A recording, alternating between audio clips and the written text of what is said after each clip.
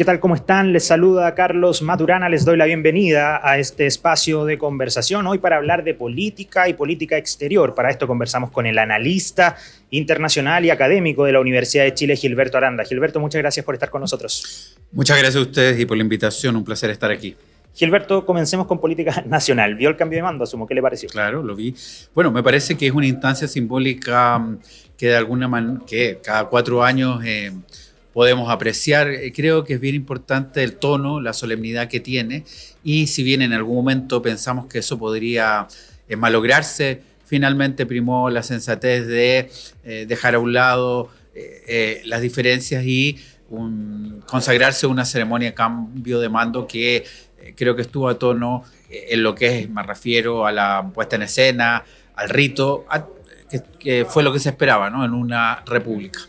Gilberto, continúa hablando del presidente José Antonio Kast. ¿Cuál cree usted que es el principal desafío que tendrá el presidente en materia de política exterior? Recordemos un poco cómo terminó el gobierno de Gabriel Boric en torno a la polémica por el cable chino, la negación de visas para parte de su comitiva ejecutiva. ¿Cuál cree usted que va a ser el principal desafío? La política exterior es una política pública que por supuesto tiene sus especificidades. Yo tengo la impresión que en su programa de gobierno él delineó temas más bien intermésticos, es decir, ligó política o lo internacional con la política doméstica. El tema de la contención de los migrantes o el ingreso de migrantes irregulares más específicamente. Ajá. La cuestión de la lucha contra el crimen transnacional organizado y finalmente también la recuperación económica acorde con lo que son los mercados internacionales. Esos fueron los 3 temas de un programa donde la política exterior está muy poco delineada, pero yo entiendo que en esta larga transición de 3 meses hubo algunas cuestiones que emergieron, como el cable chino, que fue lo que finalmente suscitó esta diferencia entre el gobierno saliente y el entrante. Y eso habla de un desafío mayor, que tal vez no está estampado en el programa de gobierno, pero que habla de la exigencia de Estados Unidos de alineamiento total. Por supuesto sabemos, y es legítimo que así sea, que el presidente Kast dijo que este alineamiento iba a ser, o que de alguna manera iba a profundizar y mejorar las relaciones con Estados Unidos. Por lo tanto, no hay novedad, pero el punto es si eso puede llegar a arriesgar esta profundización de relaciones con Estados Unidos, significa arriesgar la sociedad comercial con otros estados tan importantes como los de Asia-Pacífico y particularmente China, que es el principal comprador de los productos chilenos.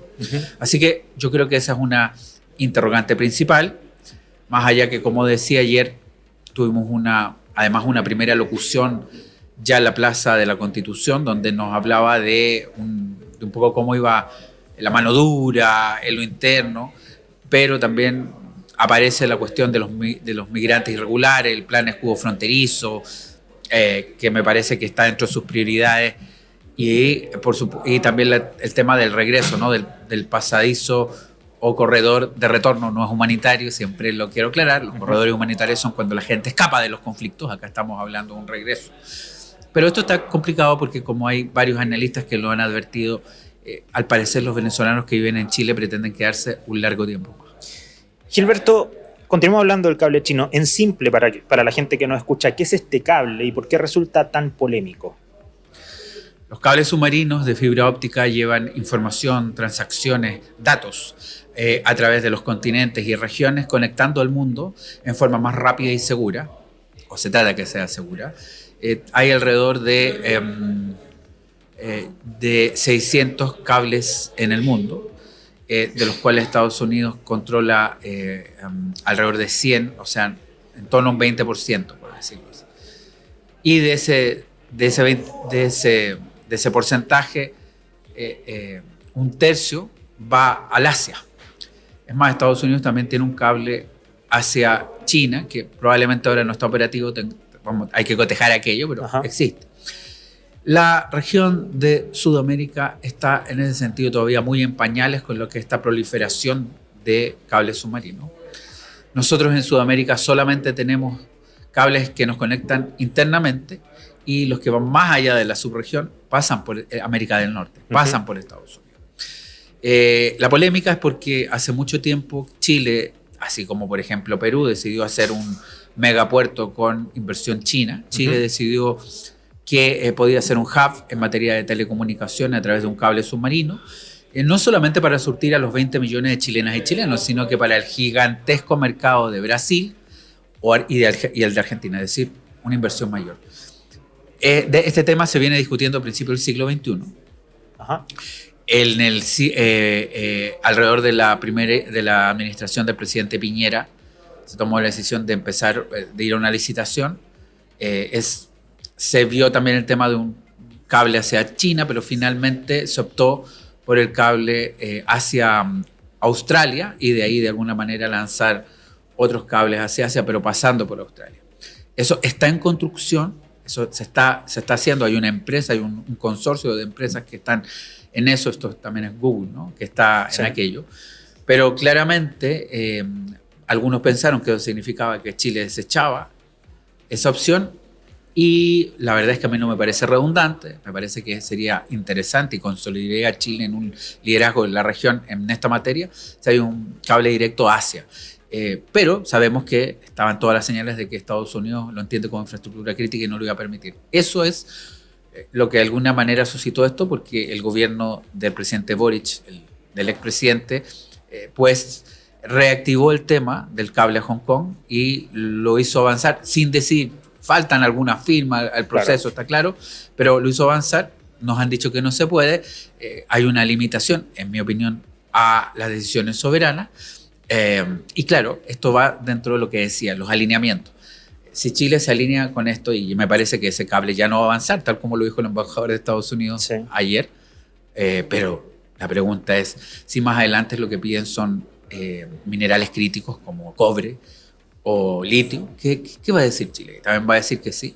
Claro. Así que es una coyuntura bien compleja que hace pensar si vamos a alinearnos en forma cerrada con un solo actor o vamos a seguir con el libre comercio y los multialineamientos, no necesariamente con China, sino que con otras potencias, India, Sudeste Asiático, Europa.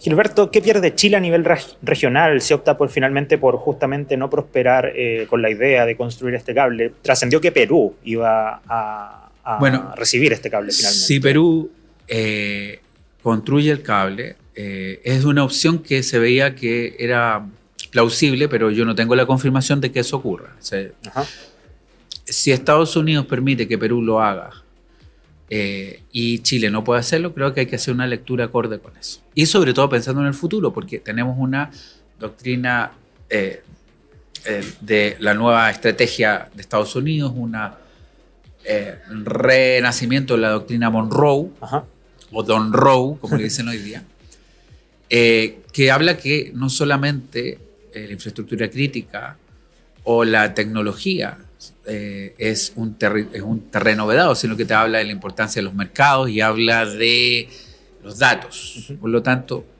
si más adelante, insisto, nos piden que de alguna manera el comercio con China decrezca, ¿cuál va a ser la respuesta? Porque el cobre es un mineral crítico en algunos sentidos y definitivamente el litio lo es. Entonces, ¿qué va a pasar?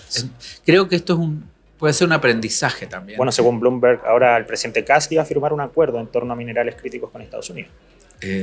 Y me parece bien, si eso no es que no debe existir. Yo, por supuesto, yo que no estoy haciendo una apología de anti-Estados Unidos, ¿no?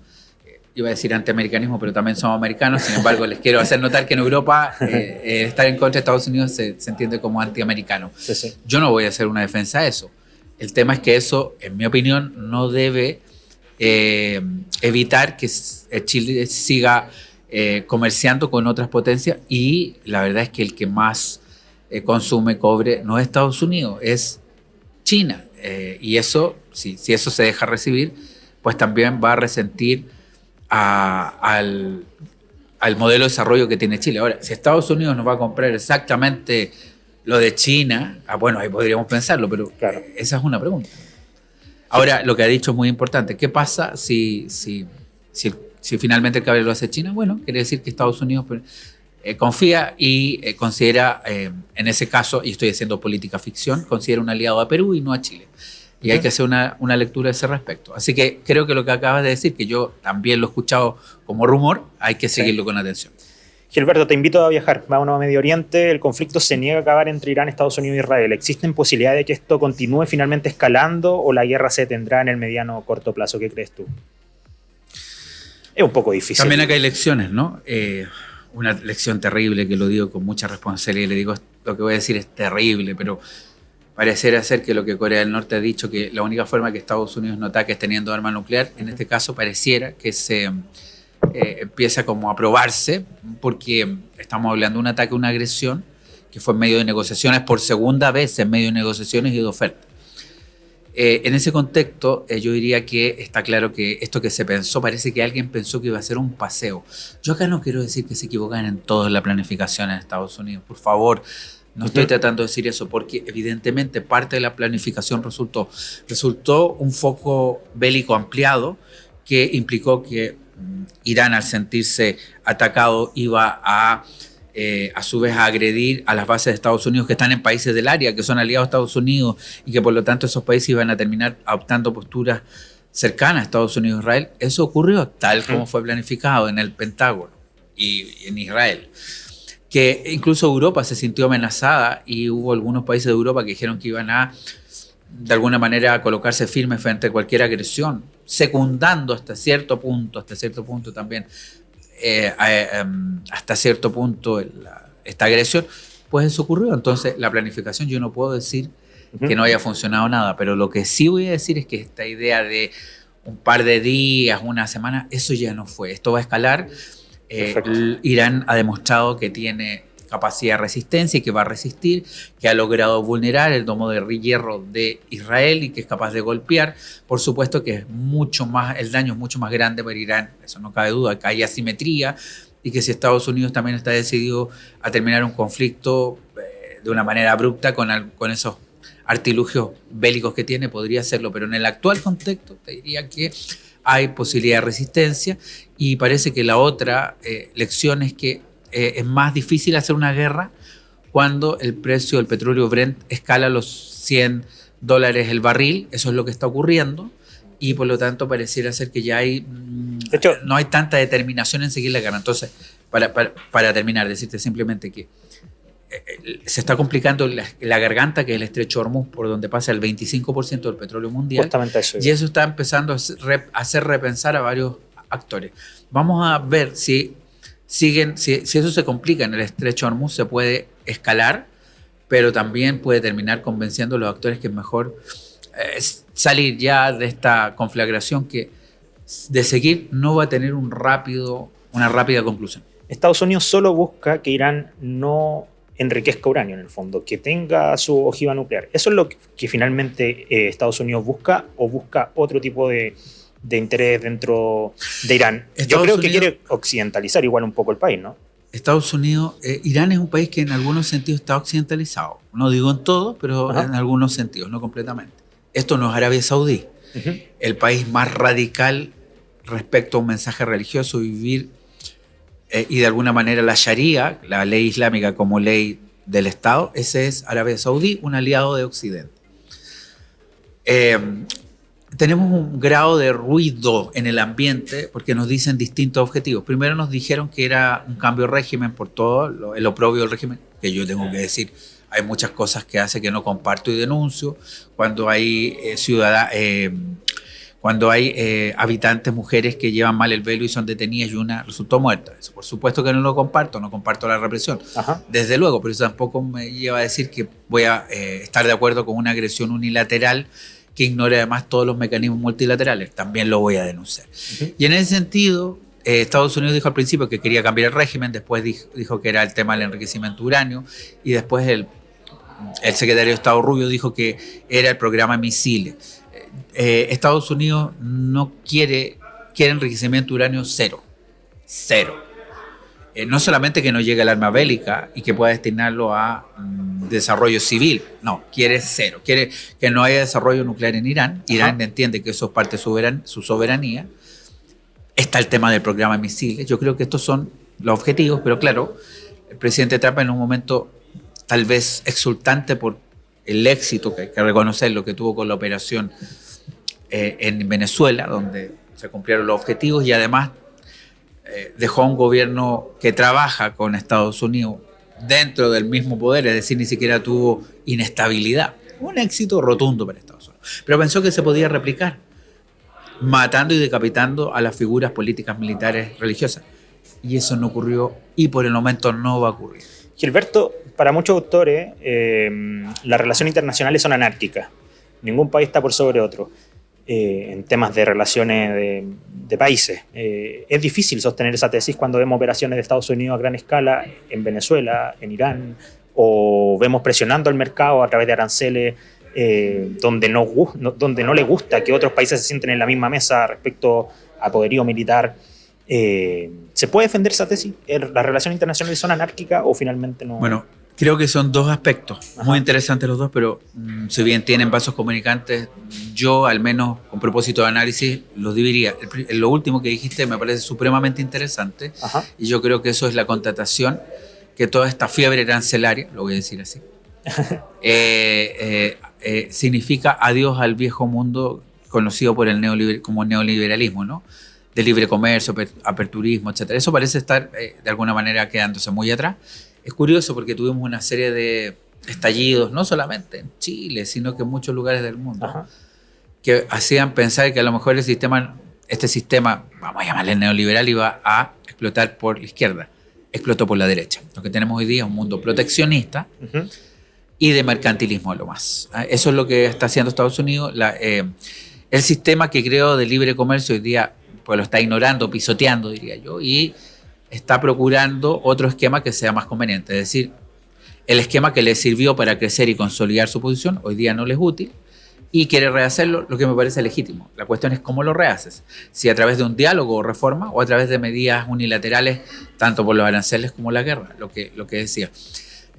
Respecto al mundo anárquico, decirte que lo que tenemos probablemente es que hay un país que ha perdido hegemonía, y probablemente legitimidad entre algunos sectores del planeta, pero no quiere ceder el puesto a sus competidores, particularmente a China, y en ese movimiento ha decidido detener este decline o declinación, pero a través del argumento bélico o la fuerza. Ajá. Entonces estamos teniendo un cambio o transformación del sistema internacional con un hegemón que pierde fuerza o que pierde influencia, pero a través de la fuerza quiere mantener el lugar. Y eso es muy complejo y nos puede llevar a una penumbra en varios lugares. Como el caso de Irán no está resultando, vamos a ver cómo lo decodifican y cómo lo asimilan. Porque claro, si hubiera salido bien Irán, yo diría lo siguiente es Cuba. Pareciera que a veces la paz se impone más que se dialoga, ¿no?